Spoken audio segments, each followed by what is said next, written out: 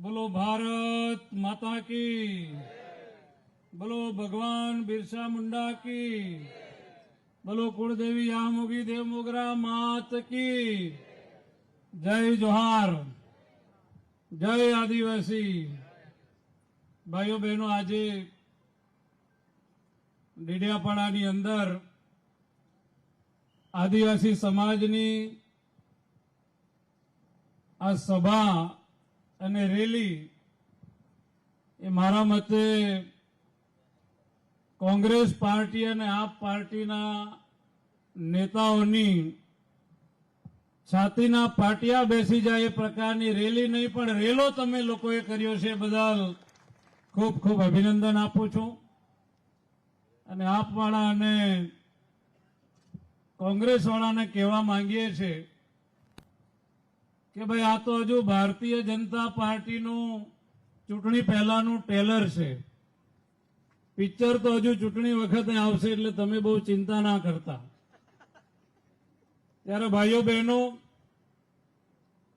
આજના આદિવાસી સંમેલનમાં આપણા સૌની વચ્ચે મંચ પર બિરાજમાન, જેમના હૈયામાં આદિવાસી સમાજનું હિત છુપાયેલું છે એવા નવયુવાન, ગુજરાતનું ગૌરવ અને ગુજરાતના નાયબ મુખ્યમંત્રી એવા ભાઈ શ્રી હર્ષભાઈ સંઘવી સાહેબ, ગુજરાત પ્રદેશ ભારતીય જનતા પાર્ટીના મહામંત્રી, દક્ષિણ ગુજરાતના પ્રભારી એવા આપણા સૌના માર્ગદર્શક આદરણીય શ્રી પ્રશાંતભાઈ કોરાટ સાહેબ,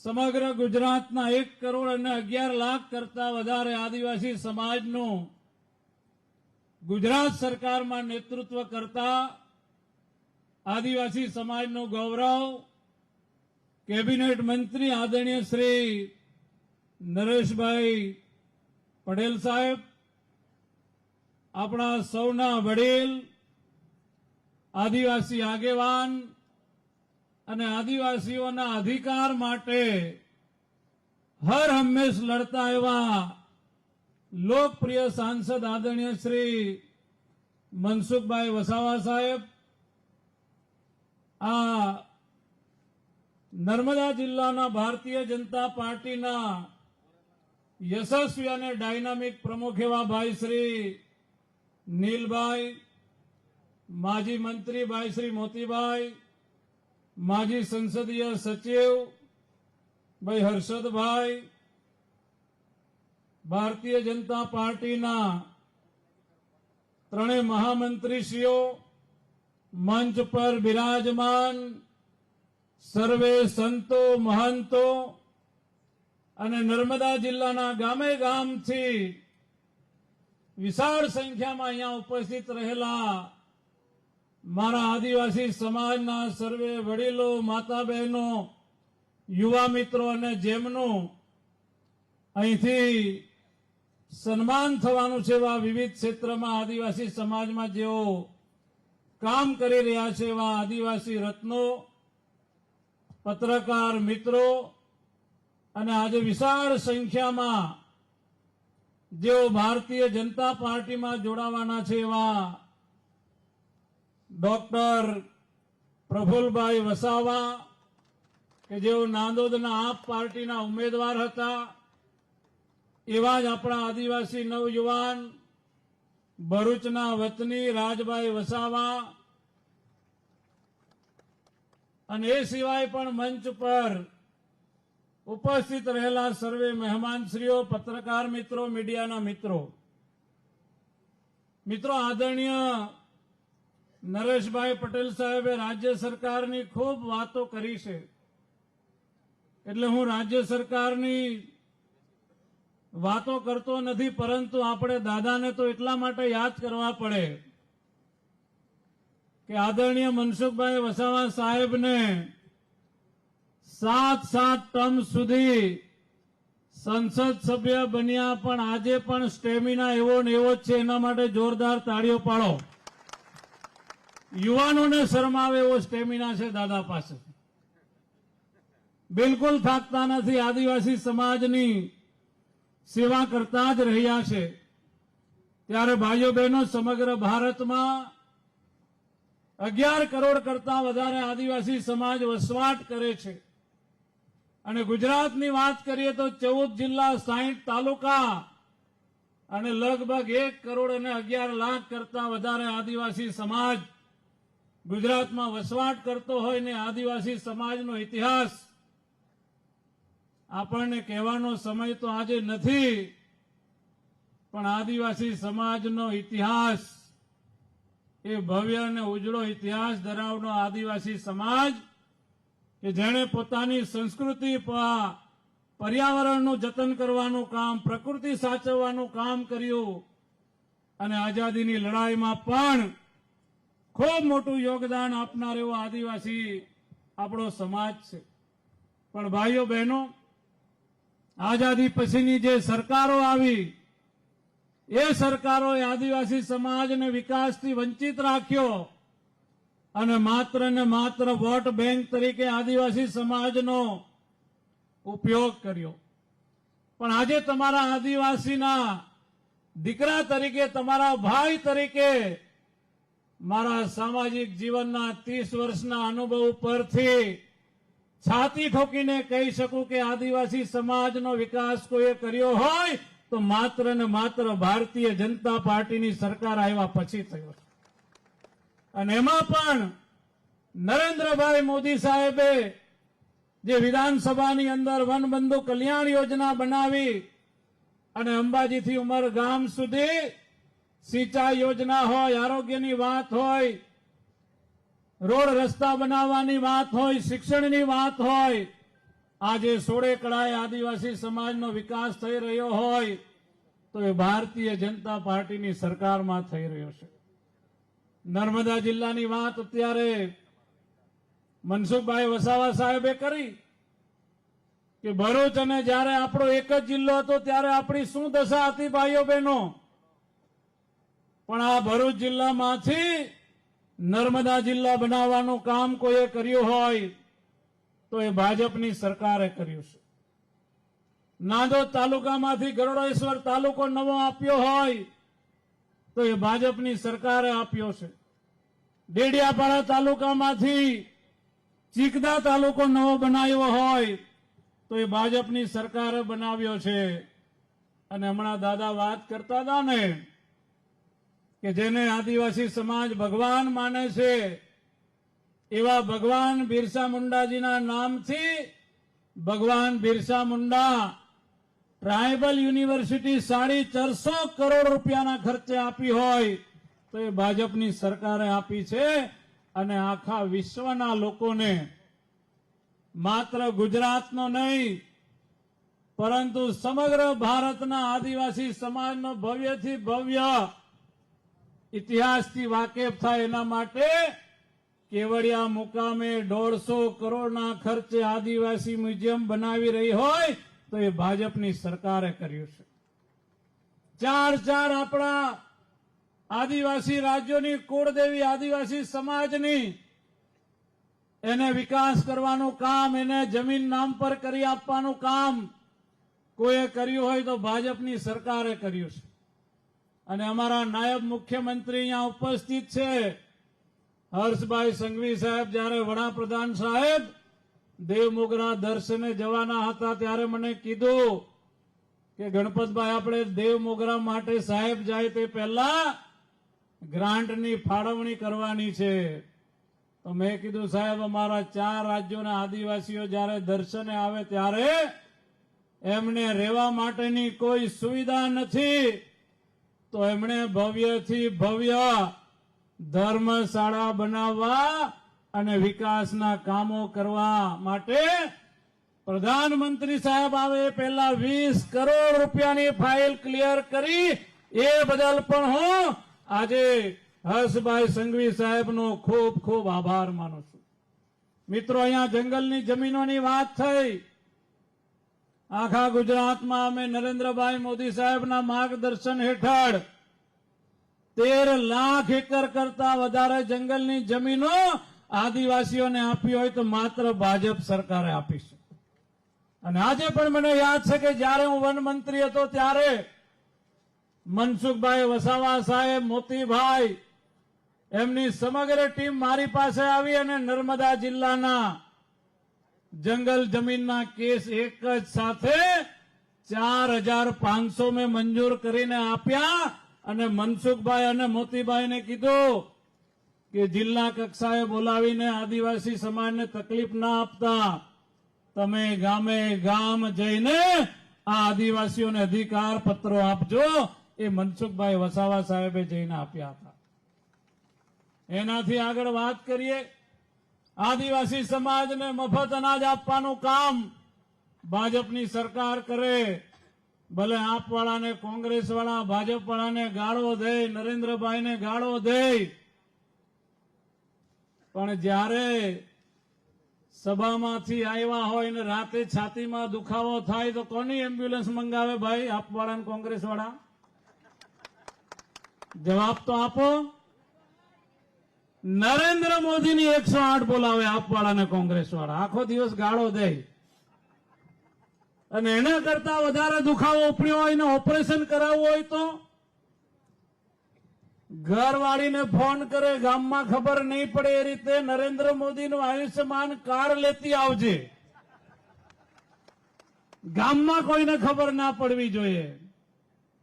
તો આ યોજનાઓ ભારતીય જનતા પાર્ટીની સરકાર, આપણા નરેન્દ્રભાઈની સરકાર ચલાવી રહી છે. દેશમાં આદિવાસીઓ માટે મોટા મોટા નિર્ણય કોણે કર્યા?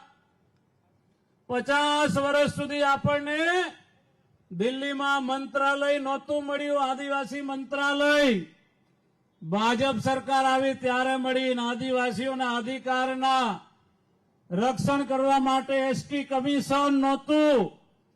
દિલ્હીમાં એસટી કમિશન પણ ભાજપ સરકાર આવ્યા પછી આવી. મિત્રો, 1996માં ભારત દેશની અંદર 5મા શિડ્યુલ લાગુ પડ્યું, પણ ગુજરાતમાં લાગુ નહોતું પડ્યું 5મું શિડ્યુલ. પૈસા એક્ટનો કાયદો 2017માં સળંગ અમે 22 દિવસ સુધી કામ કર્યું અને ગુજરાતમાં આદિવાસી વિસ્તારમાં 6મું શિડ્યુલ અને પૈસા એક્ટ લાગુ કર્યો હોય તો અમે લોકોએ 2017માં લાગુ કર્યો. ભાઈઓ બહેનો, ગુજરાતની અંદર પહેલા આદિવાસી ગવર્નર નરેન્દ્રભાઈ મોદી સાહેબે મંગુભાઈને બનાવ્યા અને ભારત દેશમાં સર્વોચ્ચ સ્થાન, વડાપ્રધાન કરતા પણ સર્વોચ્ચ સ્થાન એક આદિવાસી બેન દ્રૌપદી મુર્મુજીને રાષ્ટ્રપતિનું પદ કોણે અપાવ્યું?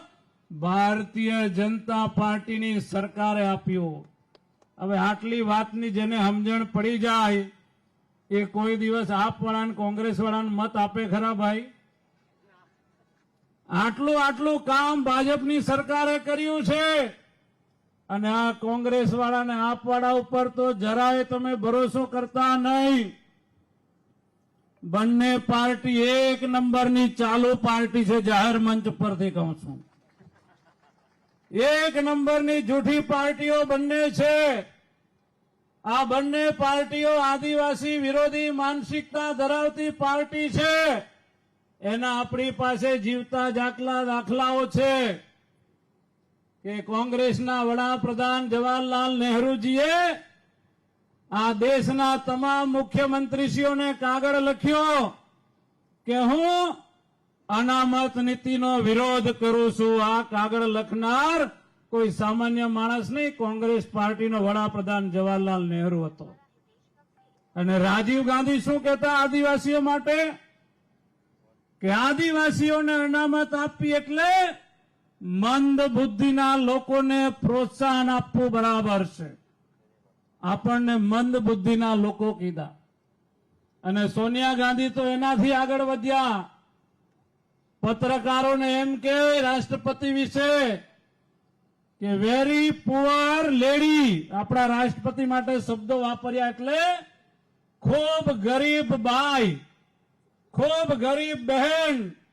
આ વિદેશી સોનિયા ગાંધીને મારે કહેવું છે કે ભલે મારો આદિવાસી સમાજ ગરીબ હોય પણ અમે તમારી જેમ દેશના ગદ્દાર નથી. અમે આજે પણ દેશ માટે ખપી ગયેલા ભગવાન બિરસા મુંડાજીના વારસદારો છે, વારસદારો. અને આ રાહુલ ગાંધી આદિવાસી વિસ્તારમાં આવે તો મીઠી મીઠી વાત કરે અને વિદેશમાં જાય તો શું કહે, અમે ભારતમાં અનામત પ્રથા રદ કરવા માંગીએ છીએ. આ કોંગ્રેસને આપણે ઓળખી લેવાની જરૂર છે ભાઈઓ બહેનો. ત્યારે જેના બાપ દાદાએ આ દેશના ટુકડા કર્યા હોય એ રાહુલ ગાંધી ભારત જોડો યાત્રા કાઢે તો એને કોઈ પસંદ કરે ખરું ભાઈ? અત્યારે એમણે ડેડિયાપાડામાં જન આક્રોશ યાત્રા કાઢીને ભાઈ, તો કોંગ્રેસ વાળાને કહેવાનું છે કે જન આક્રોશ યાત્રા એ તો સમગ્ર દેશમાં તમારી વિરુદ્ધમાં હતી, એટલે તો તમારા બિહારની અંદર, રાજસ્થાનમાં, મહારાષ્ટ્રમાં, ગોવામાં તમારા સુપડા સાફ થઈ ગયા કોંગ્રેસ પાર્ટીના. અને હવે આપવાળા પણ ગુજરાતની અંદર સરકાર બનાવવાના સપના જોઈ રહ્યા છે. ત્યારે મારે આપવાળાને કહેવું છે કે તમે 2022ની અંદર ડેડિયાપાડાની ચૂંટણીમાં જાહેર સભાઓમાં કહેતા હતા કે આપ પાર્ટીને મત આપો, જુવાનિયાઓને દર મહિને 3,000 રૂપિયા આપીશું, બહેનોને દર મહિને 1,500 રૂપિયા આપીશું, વીજળી મફત આપીશું. ડેડિયાપાડાના ભાઈ બહેનો એમની વાતમાં આપીને મત આપ્યા, પણ કોઈને મફત વીજળી મળી ભાઈ? કોઈને 3,000 રૂપિયા મળ્યા ખરા? તો આવા લોકોથી ચેતવાની જરૂર છે. હમણાં એ લોકો કેવી યાત્રા કાઢે? પરિવર્તન યાત્રા. અરે પરિવર્તન તો દિલ્હીમાં આવી ગયું.